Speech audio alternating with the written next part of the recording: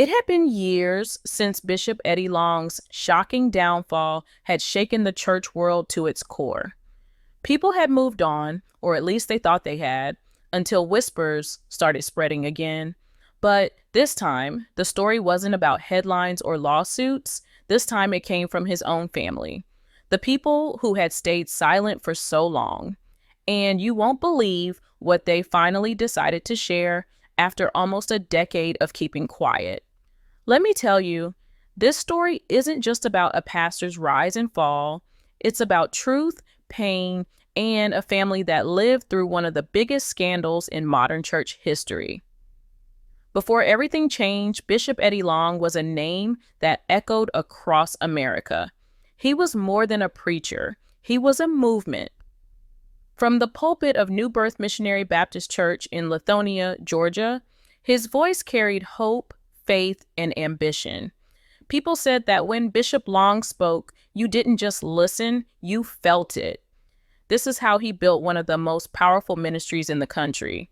Under his leadership, New Birth grew from just a few hundred members to over 25,000. He turned the church into a place of influence, power, and community.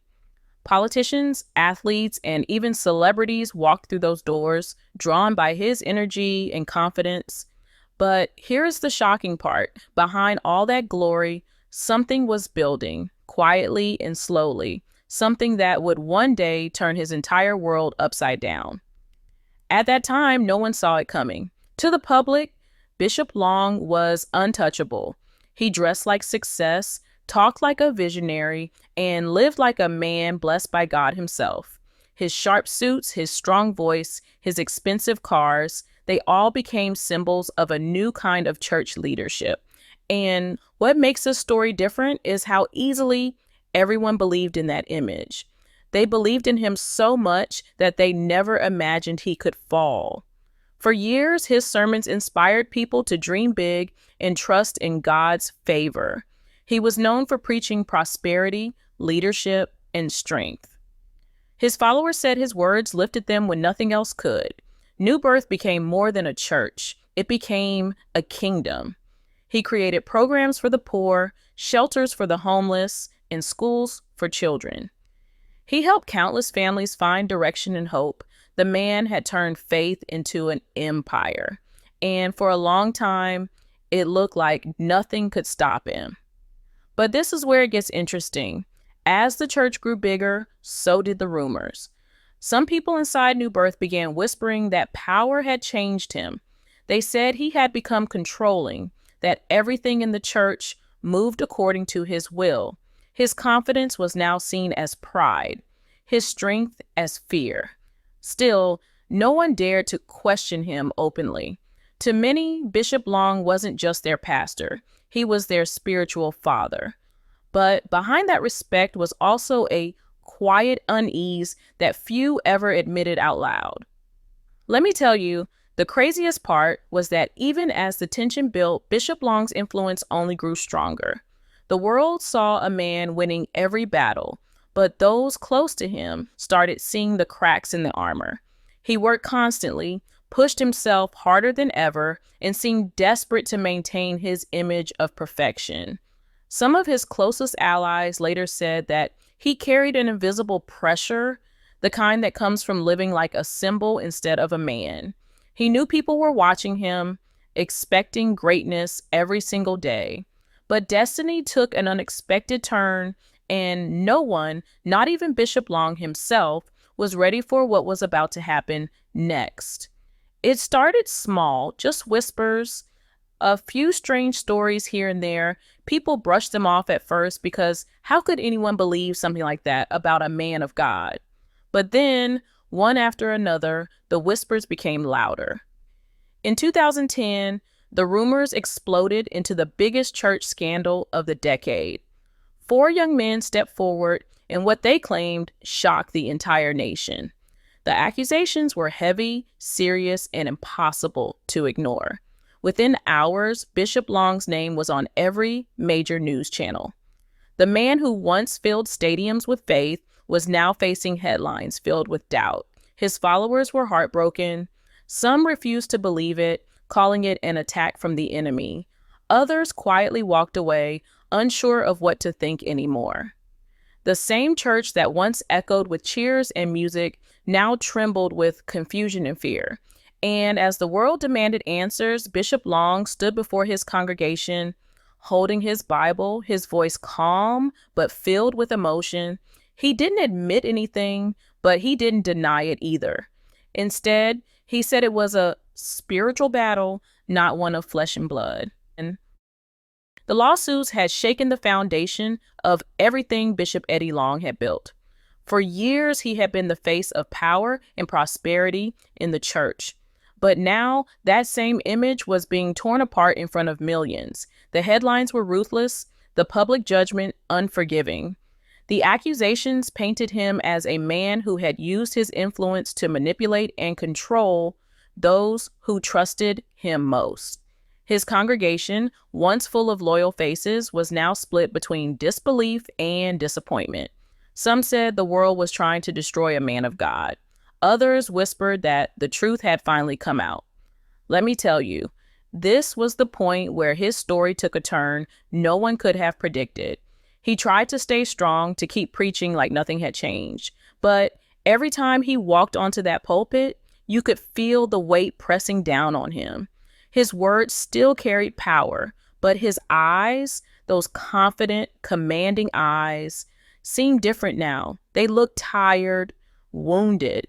This is where it gets interesting because instead of stepping back or admitting defeat, Bishop Long pushed forward. He told his congregation that God was still working in his life, that the truth would come out in time.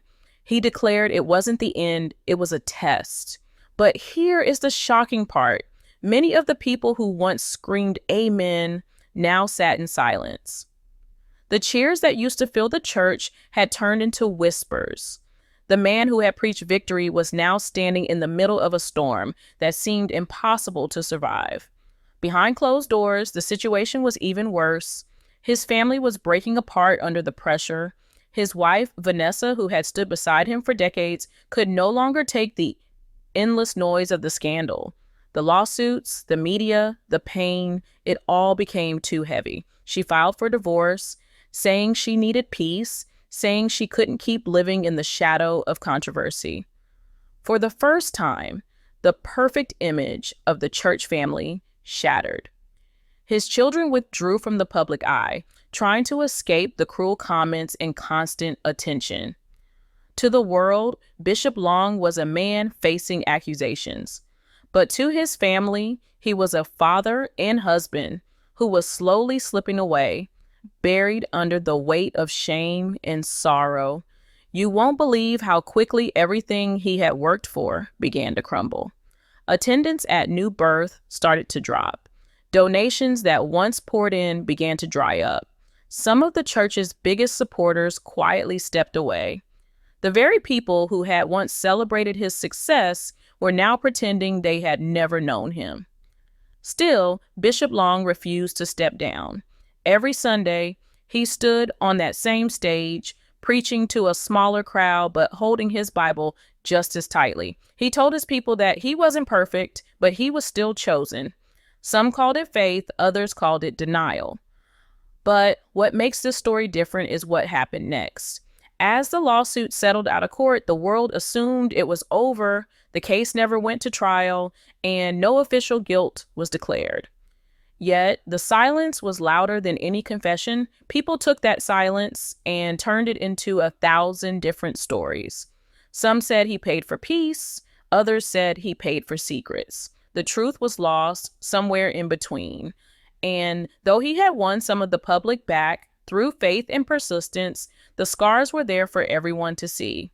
Let me tell you, the craziest part was that even after everything, he still believed he could come back stronger. He kept smiling for the cameras, kept telling people he was fine. But those close to him knew something was wrong. The confident, sharp-dressed man who once moved with fire now moved with caution. His once booming voice started to soften. His energy began to fade. At first, people thought it was stress. Others said he was simply tired of fighting the same battle over and over again. But destiny took an unexpected turn once again, one that would make every scandal, every lawsuit, and every rumor seem small in comparison. Not long after, people began to notice something strange. The man who had always looked larger than life started to look smaller, weaker. His suits looked looser. His smile looked forced. Photos began to surface online, showing a version of Bishop Long that shocked everyone. He had lost a drastic amount of weight. His once powerful presence seemed to fade right before everyone's eyes. The internet went wild with speculation. Was it stress? Was it sickness? No one knew the truth, and he wasn't telling. During one Sunday sermon, his voice shaking but calm, he told his church, "God has me on a new journey." He said it was about health, fasting, and spiritual renewal. But behind those words was a truth far more painful than anyone could imagine. In the months that followed, Bishop Eddie Long's transformation became impossible to ignore. The man who once stood tall, his voice booming through the church walls, now seemed fragile, almost unrecognizable. The congregation watched in disbelief as his body grew thinner, his movements slower. People whispered in the pews, unable to understand how someone who had once seemed untouchable could now look so vulnerable. Let me tell you, this is where it gets even more emotional, because even though his strength was fading, his faith never wavered. He told his people, "I'm still here, still trusting God," but deep down, those close to him knew that the battle wasn't just physical anymore. It was spiritual, emotional, and deeply personal. Behind the scenes, the once crowded church offices had grown quiet. Meetings that used to last hours were now short, and the phone calls from the media had stopped coming. The controversy that once surrounded his name had slowly turned into something else. Sympathy. People who had once judged him now found themselves praying for him. You won't believe how drastically the public's tone had changed. The same internet that had mocked him now filled with comments like, "We're praying for you, Bishop," and "No one deserves to suffer." It was as if the world had collectively taken a deep breath and realized beneath all the fame, the power, and the scandals, he was still just a man. But here is the shocking part. Even in his weakest moments, Bishop Long refused to stop preaching. Every Sunday, he somehow found the strength to step onto that stage. His voice softer, but still filled with conviction. His sermons became different, more personal, more raw. He spoke about pain, forgiveness, and redemption in a way he never had before. "God is still good," he would say, smiling weakly, "even when life isn't." Those words hit differently now. You could feel the emotion in every syllable, the unspoken fear hiding behind his faith. And yet, week after week, people came back. They didn't come for the show or the glamour anymore. They came for him, for the man who, despite everything, was still standing. What makes this story different is how his illness changed the people around him. His family, once fractured by pain, began to return to his side. Vanessa, his wife, who had once filed for divorce, quietly reappeared. She stood beside him again, not for the cameras, not for appearances, but out of love and compassion. The same woman who had walked away from the chaos now held his hand through the storm. Their reunion was quiet but powerful, a reminder that sometimes love finds its way back when everything else falls apart. Destiny took an unexpected turn once more when, despite his frail body, Bishop Long announced that he believed God would heal him. He told his congregation that he was already healed in the spirit, and even as his physical condition worsened, he refused to lose hope. You won't believe the impact that moment had. People began fasting and praying for him around the world. Churches held vigils, and social media filled with messages of faith. It was as if the entire community that once doubted him now rallied behind him. But this is where it gets even more bittersweet. His once booming sermons became shorter. His time at the church became less frequent. He began to miss Sundays, something that had never happened before, and when he did appear, his clothes seemed to hang off him, his skin pale and stretched. The man who had once been a symbol of power and wealth now stood before his congregation as a symbol of endurance and grace. And though he smiled, everyone could see it. The end was drawing near. The craziest part is that through all of it, Bishop Long never lost his spirit. He continued to post messages of faith, continued to tell people that God was in control. He even told his congregation, "This is not the end of my story." But those who truly looked into his eyes knew he was preparing for something beyond this world. His energy was fading, his words slower, but his faith was stronger than ever. And as 2016 came to a close, whispers began to spread again. This time, not of scandal, but of farewell. People started to realize they might be witnessing Bishop Eddie Long's final chapter, but no one dared to say it out loud. They prayed, they hoped, they believed. Yet deep down, everyone knew destiny was once again preparing to write an ending no one was ready to read. By the time 2017 arrived, the once powerful Bishop Eddie Long was only a shadow of the man people had known for decades. His voice, once thunderous and commanding, had grown faint, almost like a whisper carried by faith alone.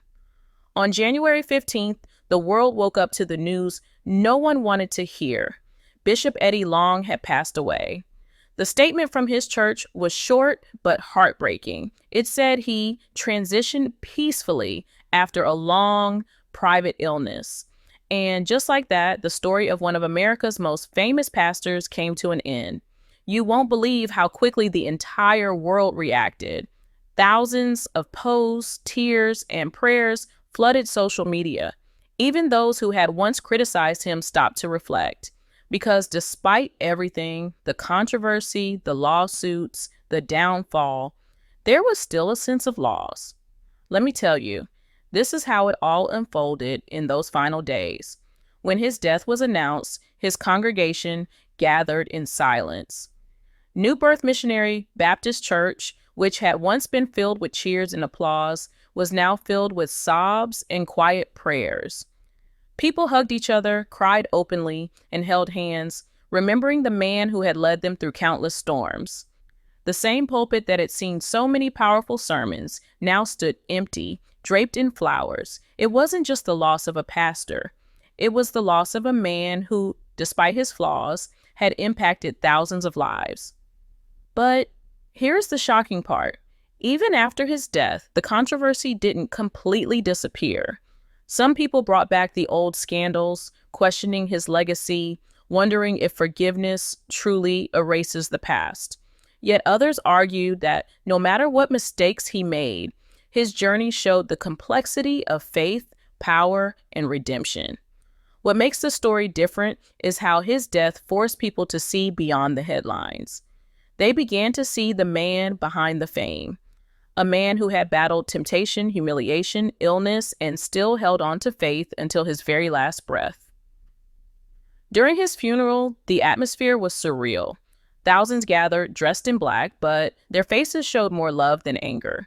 Gospel legends, community leaders, and even former critics came to pay their respects.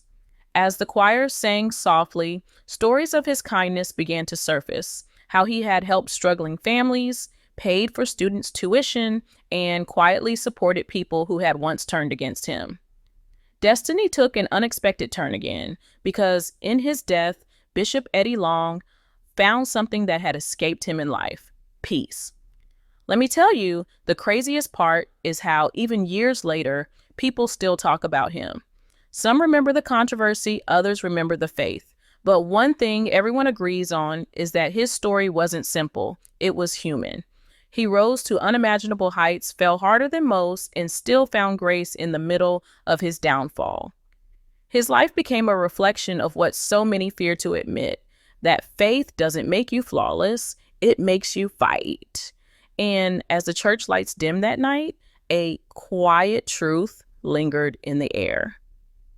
Bishop Eddie Long's journey had ended, but his story continued to echo through every sermon, every heart he had touched, and every soul that learned from his mistakes. You won't believe how a man once judged by the world ended up teaching it the most powerful lesson of all, that redemption is never out of reach, even for the most broken among us. His legacy remains a mixture of triumph, tragedy, and transformation. And though his body was laid to rest, his story still lives on, not as a tale of scandal, but as a reminder that even when destiny takes an unexpected turn, faith can still light the way through the darkness.